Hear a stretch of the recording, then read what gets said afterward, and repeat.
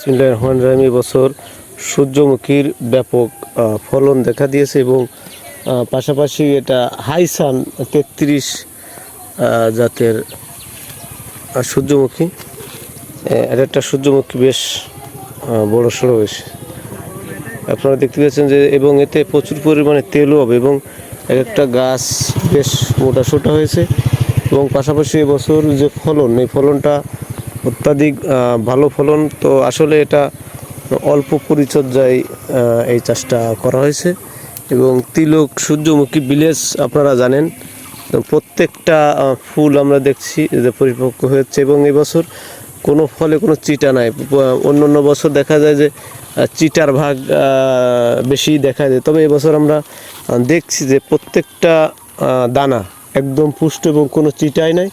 তবে এবছর গাছও খুব সুন্দর হয়েছে। এখানে প্রায় 2 বিঘার মতো সূর্যমুখীর একটা প্রজেক্ট।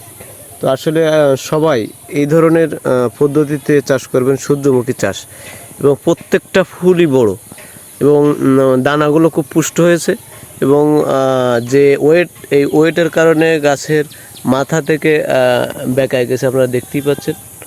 তো আসলে এখনও পরিপক্ক হয় নাই, তবে আরও কিছুদিন পরে এটা পরিপক্ক হওয়া সম্ভব হবে এবং তিলক গ্রামে অবস্থিত এই বাগানটি। তো আসলে আপনারা আসবেন, এখানে দেখবেন এবং পাশাপাশি এর 1 কেজি তেল 900 থেকে 1000 টাকা পর্যন্ত আমরা অলরেডি দেখছি। তবে এই যে দাম, এই দাম দিয়ে তো কিনে খাওয়া একজন গরিব মানুষের জন্য সম্ভব না।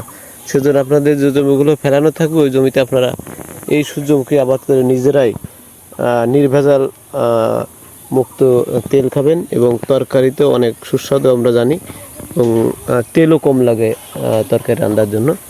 সবাইকে ধন্যবাদ।